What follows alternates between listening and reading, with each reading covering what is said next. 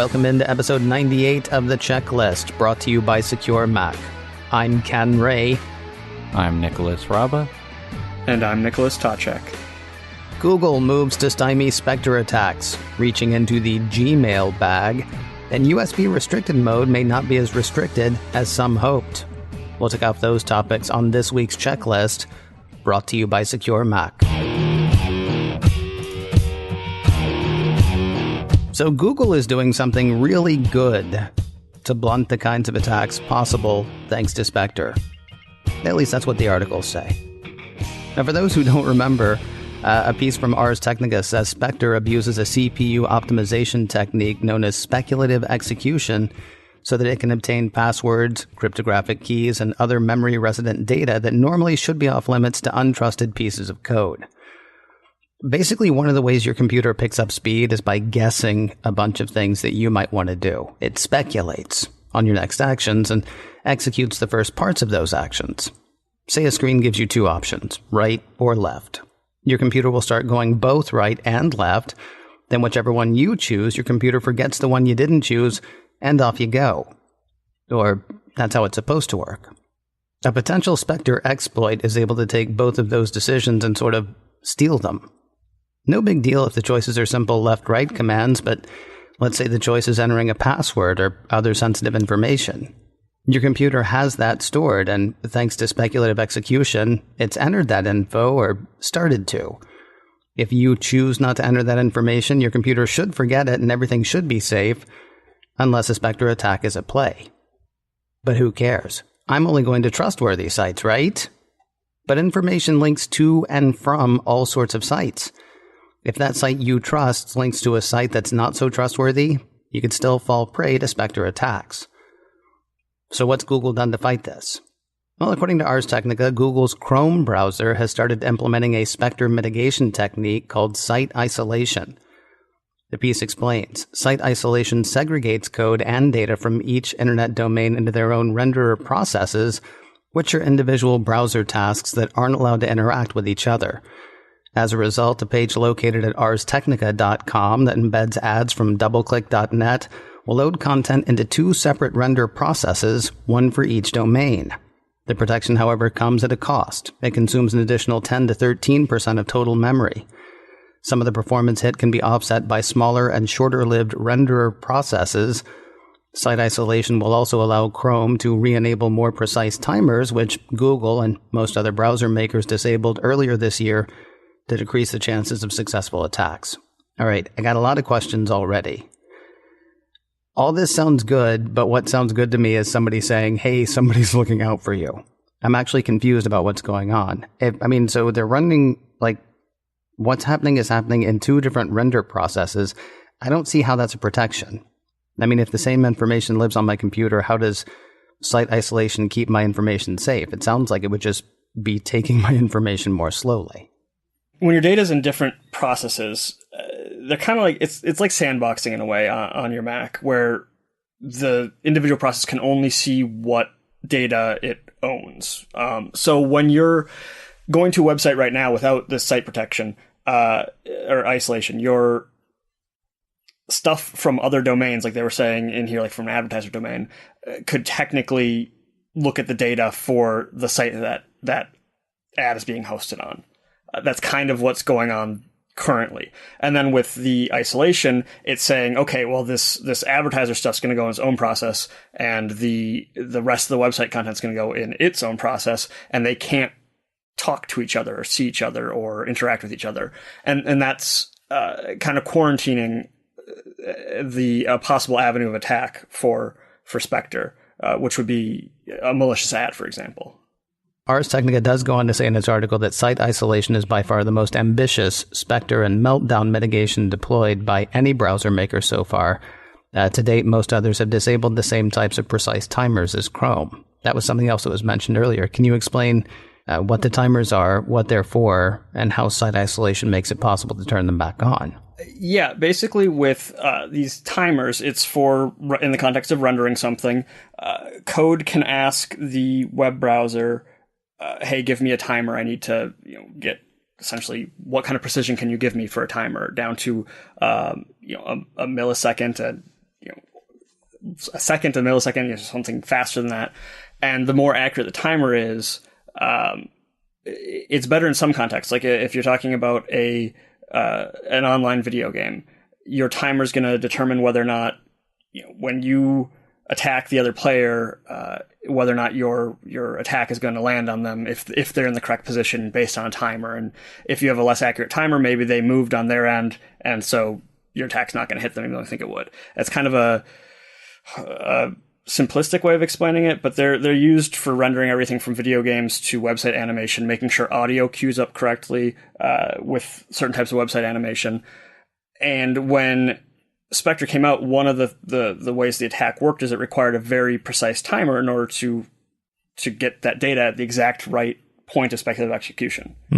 It's not there for very long. So what the web browser manufacturers did to mitigate the attack at first was simply to make the timers less accurate.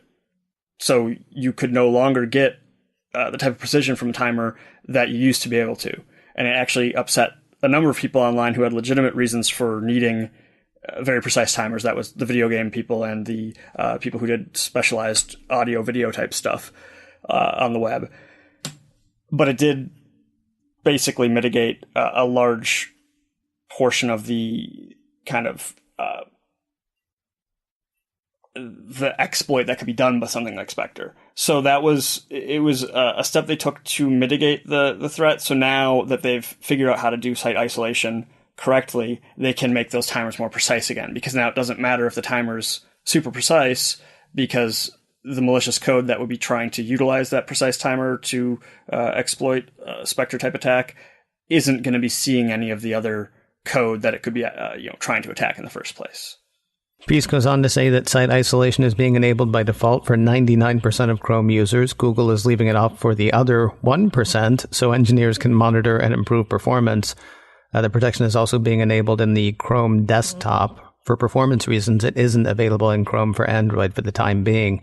Should I worry about that 1%? I mean, are they just kind of being left vulnerable, or is that, is there a concern for that 1%? I mean, the concern's the same level that it would have been before they released site isolation. Right.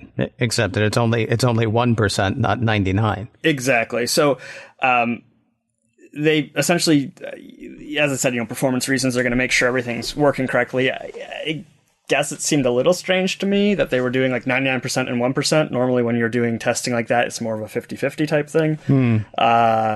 But I guess technically, yes, it would leave them vulnerable, but this attack is so hard to pull off in the first place. And those other mitigations that were put in place over the past few months, like the timer slowdown, with the 1% of people who don't have site isolation going for them yet, their timers would still be the mitigated timers, the slowed down timers. So they're protected as much as any of us are protected up till recently when Google did the site isolation thing. And I'm assuming they're not going to take very long to do the testing and roll it out to everybody. It's worth noting site isolation doesn't mitigate meltdown attacks. The piece says that's because meltdown exploits occur at a lower layer than Spectre attacks. As a result, only operating system or hardware mitigations are effective. Microsoft and Mozilla say they're continuing to look into Spectre mitigations, though neither has said when or whether their browsers, Edge, Internet Explorer, and Firefox, will get site isolation. Interestingly, Ars Technica does not mention Safari in that list. Is Safari safe from Spectre exploits, or was this an oversight by Ars Technica? It's a bit of both, and I actually did look up information on when Apple originally was talking about Spectre a few months back. And what they did for their OS stuff is they did their updates like everybody else did, some mitigations defending against Spectre. They did update Safari at the time, and I believe, if I remember correctly, they slowed down the timers, just like, yep, exactly. Okay, I was just double-checking my notes here. Yes, they did mitigate the timing-based technique attacks, and so they slowed down their timers just like everybody else did. They're not talking about site isolation in the same context as Chrome, but the same way that everybody else did their timers. So they're kind of in the same boat as everybody else right now, with everybody who's not Chrome, I should say, as far as protected to the point that they were able to get with the timer changes. I've never been a big Chrome user. I have it installed, but I don't use it that often. Is site isolation a big enough step that you guys would recommend it for everybody? Or is it sort of like oh, good, they're doing this. Maybe it'll come along to the other browsers as well? Well, Chrome definitely has benefits to it. Nick, you like Chrome personally, yeah? Yeah, I've been back on Safari for a bit lately, but I do like Chrome. Google takes security stuff very seriously. I'd say they're actually probably the top, if not very close to the top, as far as companies that are taking potential threats to the level of seriousness that they should be. They've got that whole team with the Google Zero stuff, looking for exploits, looking for zero-day exploits, patching against them ahead of time. And so I like that aspect that they're really taking security as their number one priority. A lot of other companies, especially web browsers, they're pretty good about it. But yeah, I would recommend it in terms of the fact that they're taking these steps to mitigate against threats, even if the possibility of the threat is pretty low in the first place. It shows that they are taking the security seriously. So yeah, I would recommend it at this point. Maybe not necessarily specifically for the site isolation, but it's obviously an added benefit. Recommend it like everybody should do it, or you wouldn't recommend against it?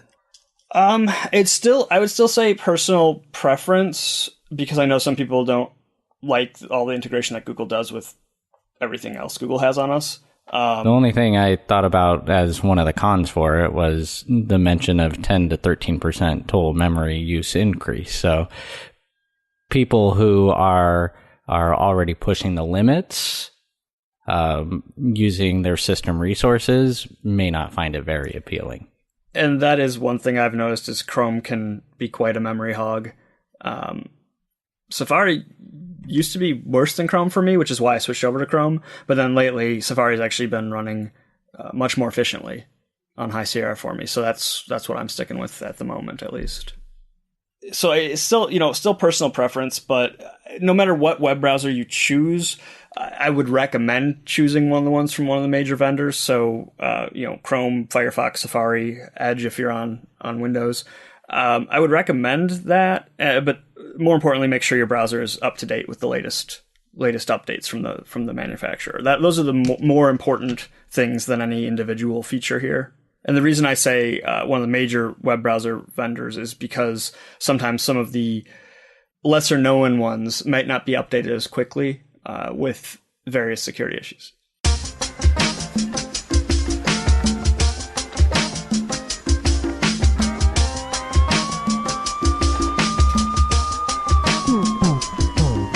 It is said you can't make an omelet without breaking a few eggs. I think it was the Joker who said that.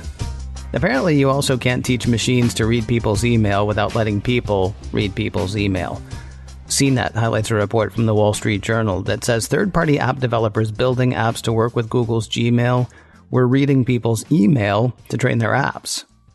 You hear that and it makes sense, and yet people were shocked to find that when you say third-party developers, what you're really saying is people. According to the piece, the journal's report mentioned two apps. One of them is Return Path, an app that analyzes users' inboxes and collects data for marketers, according to the journal. The newspaper said Return Path employees read about 8,000 user emails 2 years ago to help develop the company's software. The other, called Edison Software, which helps users manage their email, reportedly let its employees read thousands of emails to help the app train its Smart Reply feature. Now, both apps say that they've stopped the practices. Both say they got user permission. The piece also says that Google asks users for specific permissions when it comes to third-party app integrations. For example, a typical pop-up box after downloading an app might ask for your consent for the app to read, send, delete, and manage your email. But, says CNET, the news that third-party developers, and especially their employees, could read people's emails may come as a surprise to people who didn't quite understand what they were signing up for or the extent the human eyes would be involved. In a blog post, Return Path said, as anyone who knows anything about software knows, humans program software. Artificial intelligence comes directly from human intelligence. Anytime our engineers or data scientists personally review emails in our panel, which again is completely consistent with our policies, We take great care to limit who has access to the data, supervise all access to the data. For its part, Edison Software says the messages were de-identified, which I assume means anonymized. They've stopped the practice and expunged all such data in order to stay consistent with Edison's commitment to achieving the highest standards possible for ensuring privacy. So I guess the question I have is there fault here? And if there is, who's at fault? Gotta read those agreements. Right? That's the thing. But okay, so if you read the agreement, though, would you understand? I mean, there's a little bit of, return path is doing what return path ought to do. They're saying, look, we asked. And they also say, as anyone who knows anything about software knows, humans program software. Artificial intelligence comes directly from human intelligence. I would argue, though, that users don't know anything about software. What they know about is apps. And yeah, that's software, but it's not, right? Apple didn't run an ad campaign saying there's software for that. They ran an ad campaign saying there's an app for that. I mean, apps are your friends. Software is serious. And I know they are the same thing. That blog post, you can read the frustration that they're feeling with that. Probably having had to explain it to a million different people, but the tone of that blog post was a bit condescending. Oh, it was. So yes.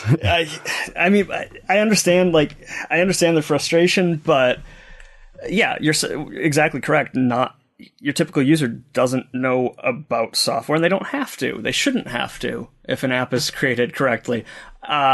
However, there are steps that I think both companies and users can take as far as understanding when you're granting permission to something. Mm-hmm. Companies aren't exactly clear about exactly what's going to be done with it. And sometimes because they don't know. They're like, oh, we need access to this data. We don't know what we need it for yet, but we might need it, so we're going to ask for it and take it if we can. And users are just like, okay, yes, okay. Yeah, they don't. Right. They just want to get to the app. They want to use the app. They don't really care what the consequences might be.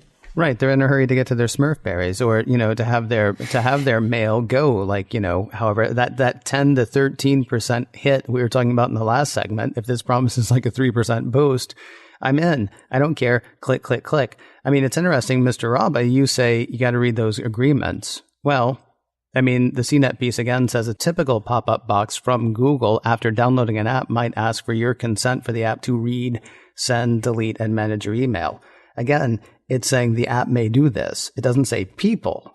And I know it's people, but if Google had said people might read your email once it's been anonymized or de-identified, I mean, on the one hand, it would be more explicit. On the other hand, wouldn't people just, either people would say, I'm never downloading this app or maybe any other app again, or would it still be TLDR and hit OK? It probably would still be TLDR, but at the same time, I think Google could change the wording on that instead of saying, because when they say this app can read, send, delete, manage your email, users think, okay, the app lives on my computer, the app lives on my phone, the app is, that's where it is, so that's where the data is going to be taken care of. It would be better if Google said, this company will be able to read, send, delete, and manage your email. Or this app is sending this information to this company. Do you want to allow that? So then, yeah, the result would be people be like, oh, no, I don't really need that app after all. Or, you'd still have plenty of people who are just going to agree to it because, as you said, they want the Smurf berries. But they really, Google could be a bit more explicit as far as differentiating between an app and a company, in my opinion, there. Because users, they don't think about it like that. Most people, you don't associate, oh, this app is this company and this company has control of all this data. You're like, no, it's just an app on my phone that I use to get Smurf berries. I don't know who makes them. I guess what I would be curious to know is what was the promise for people when they went ahead and clicked OK and then 8,000 emails were read. There are a number of things I'd be curious about, like how big is return path? Is it 8,000 out of 800,000? Is it 8,000 out of 8 million? Does a smaller number make it better? Go back to what we were talking about again last segment. 99% of people are being affected by this new thing that Chrome is doing. And there's this 1% outlier that's still kind of, caught in maybe a tiny bit of slowness because we need to see what's going to happen with them. This reminds me a tiny bit, and I can't remember which episode it was, but it reminds me a tiny bit of a story we did a while ago where I think the New York Times had looked into an app and how quickly it was able to find how much information it could about everyone. But the app they used was BlackBerry Hub, which is built to basically take everybody's information they can find and put it into one thing. These are apps that apparently were working on making reading email and deciding how people are going to respond to email smarter.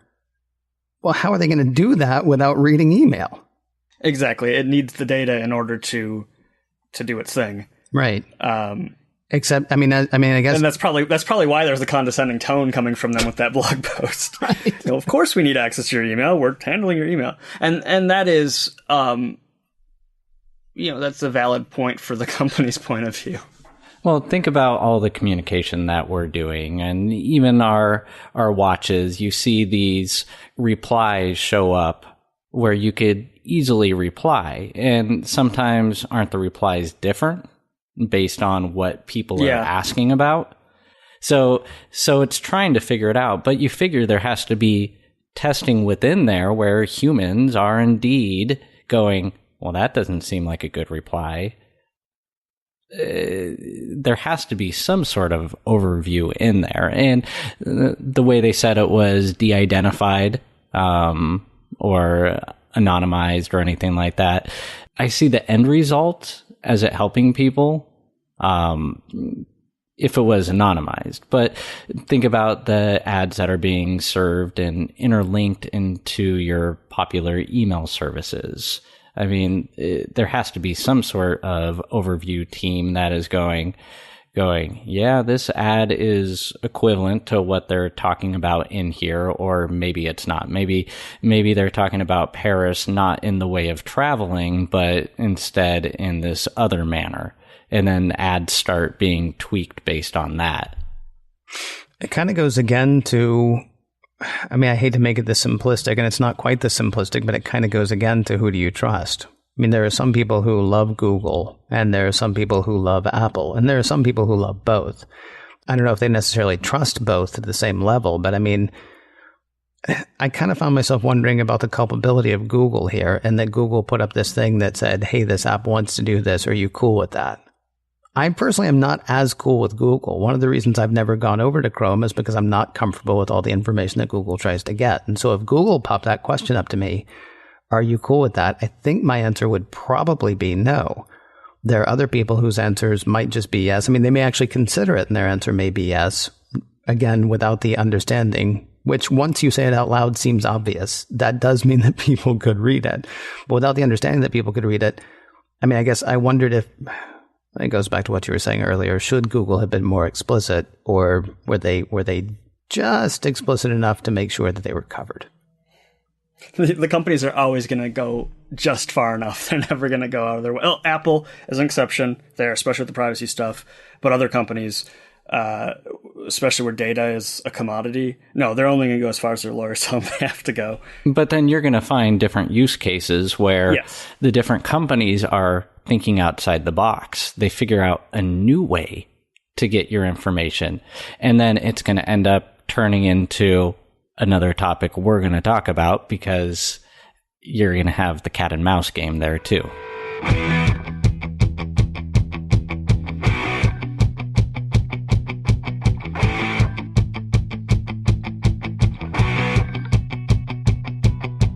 USB restricted mode may not be as restrictive as Apple had hoped. Recently, the Mac Observer had the Russian software firm Elcomsoft saying beating the restrictor is pretty easy if the party trying to beat it acts quickly. As a reminder, the Mac Observer says USB restricted mode is designed to block iPhones and iPads from connecting to computers and other devices if they haven't been unlocked or connected to a trusted accessory for more than an hour. The idea is that if your device is stolen or confiscated, there's no more than 60 minutes before the device locks down the lightning port, so no data can pass through it. But those 60 minutes make all the difference. According to Elcomsoft, all the person taking the phone has to do to reset the 60-minute clock is plug the iOS device into a compatible USB accessory, as long as the phone hasn't already entered USB restricted mode. Quoting Elcomsoft directly, what we discovered is that iOS will reset the USB restricted mode countdown timer even if one connects the iPhone to an untrusted USB accessory, one that is never paired to the iPhone before. Well, in fact, the accessories do not require pairing at all. In other words, once the police officer seizes an iPhone, he or she would need to immediately connect the iPhone to a compatible USB accessory to prevent USB restricted mode lock after 1 hour. Importantly, this only helps if the iPhone has still not entered USB restricted mode. But seriously, what's the chance that somebody hasn't unlocked their phone in the last hour? I mean, I guess if they were asleep, they wouldn't have, but if they were asleep, their phone would probably be charging, which means it would be plugged in, which means it wouldn't be in USB restricted mode. I can't tell. We've talked about this before, guys. I don't know if this is cat and mouse or if this is tennis, but, it's just back and forth, and right now it looks like the ball is headed Apple's way, though the Mac Observer thinks it'll actually be headed the other way soon. The site points out since USB restricted mode is a software update, there is a chance that Apple can address the workaround with a code patch. Until then, the security feature is nice, but not foolproof. Now let me back up. I'm right about that, right? If I plug in my phone and I go to sleep and the bad guys come and take my phone, the hour hasn't started until my phone is unplugged, right? Only if your phone is plugged into your computer. I don't think it counts if it's just charging with a wall plug in the lightning adapter. Yeah, I don't think that counts. I think it has to be. I could be wrong, but from what I read, it's only they exampled some of these accessories as it was not even charging cables and. Did they say that? Yeah. Well, no. Okay, the examples I saw were the USB camera adapter. All right. Well, wait. Hold on, because I think we may be talking about two different things here. Mr. Raba, it sounds to me like you're talking about basically the thing like if the hour hasn't started yet, or if the hour isn't up, if it hasn't entered USB restricted mode yet, it sounds from all of these stories like basically anything that you plug into the Lightning port will reset that hour. Talking specifically about going to sleep, I assumed it's sort of like we actually ran into something here one time where you, Mr. Toczek, thought you had bumped into something that was sort of a security vulnerability. And it turned out the whole Apple ecosystem was so smart that it knew, oh, well, that's him because there's his watch and his phone's still here and he's on his own network. So I'm going to go ahead and let him in because he's already in, right? What I was wondering is, so I go to sleep, I'm, connected to my Wi-Fi network through GPS. My phone knows I haven't gone anywhere. I kind of assume it's not entering USB restricted mode overnight. Well, I mean, if it were entering USB restricted mode, doesn't that mean that when I wake up, I would have to enter my passcode? Mm-hmm. And I don't have to do that when I wake up. Yeah. Don't you? It does, like, your passcode or Face I do ID? like Touch ID. Yeah, or Touch ID. Those are the same. Okay. Yeah. Right. Okay. So, I mean, that's the same thing as entering your passcode, essentially, unlocking the phone. So my phone is technically smart enough to know that I'm still home. I'm still on a trusted Wi-Fi network. I haven't gone anywhere thanks to GPS, but it's been an hour since I've done anything. So I'm either going to have to Face ID, Touch ID, or type in my passcode, which is still a convenient 4 digits long. I'm kidding. It's not. It's not. You disabled it entirely? I disabled it entirely. That's right. I got tired of it because I'm always home. What's going to happen? What could possibly go wrong? And if you want to know what could possibly go wrong, go back and listen to about half the checklist that we've done to this point. Okay, so what do you make of the assertion that Apple could simply offer another software solution? Yeah, it probably will be a software update in my guess. Yeah, and I think it's going to be definitely this cat and mouse thing. There's somebody's always going to be trying to figure out a way around it. Obviously, it's a lucrative business for any of the companies that want to sell it as a solution to law enforcement agencies. So there'll be smart people attacking the problem from both sides. Yes, I think Apple will be able to do something to mitigate it. And there are other things like you just mentioned, Ken. If they're not already doing stuff like looking at the environment, Wi-Fi network, GPS location, if they're not already doing that, that's actually a pretty smart idea of other things that could be taken into account by the device when deciding whether or not to lock out that USB port. Maybe it would start automatically locking out the USB port from if you leave your house, if your Wi-Fi network drops out, if GPS coordinates go far enough away, maybe it'll start doing stuff like that. I mean, there's lots of things that Apple could be doing. Obviously, we're not going to know about most of that because it's one of those behind the scenes type things they're working on. But I think they'll figure something out, and then the other people will figure something else out to get around it. It's just the way it goes. It's kind of a cool discovery, though. Yeah, I mean, for sure. on Elcomsoft's side, as a way of resetting the timer. When I read it, I was just kind of chuckling, going, that's pretty cool. Mm-hmm. I thought it was amusing that it was Apple's own device that kind of thwarted it. That's a tiny bit embarrassing. Although, well, I was going to say who would think to do that, but I mean, it's almost like the whole, turn it off and turn it back on again. Well, have we tried just plugging something else in? Oh, no, it can't be. Oh, what do you know? I got to say, I mean, when we talk about the possibility of Apple just coming up with another software mitigation, I wonder if it's going to basically end up coming down to, again, a question of convenience, right? Like, how short can you make the time before it goes from feeling like they're protecting me to feeling like they're annoying me? Well, when's the last time that you plugged your iPhone into something that wasn't just the charger? I mean, when's the last time you actually plugged it into your computer? Yeah, I can't remember. It's been a while. Or used anything else for the that would need access to the USB port. Because I've got, when I'm at home, I use a wireless charger for my iPhone, so I'm rarely plugging into the wall anyway.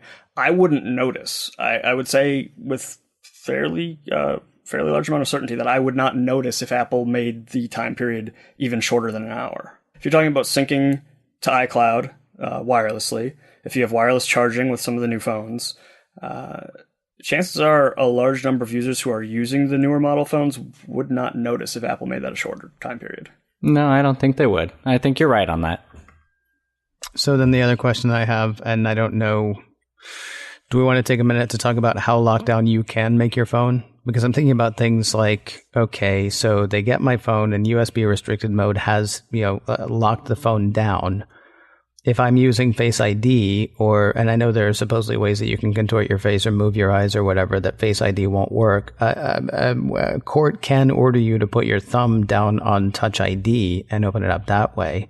Should the people who are most concerned, should the most, you could say security minded, you could say paranoid, I mean, should they just remove the whole bio-identification thing? That's not the right term. What is it called? The biometrics. Biometrics, thank you. Should they turn off the biometrics and always do the customized length password, or at the very least the 6-digit password? There are a couple things I would say that they could do. Yes, I would say, I mean, you can do the emergency mode where you hit the side button, I think it's 5 times, and you can basically disable Touch ID or Face ID and go back to a passcode only. So that's if you're, stopped at a checkpoint or you had a feeling someone was about to forcibly take your phone from you.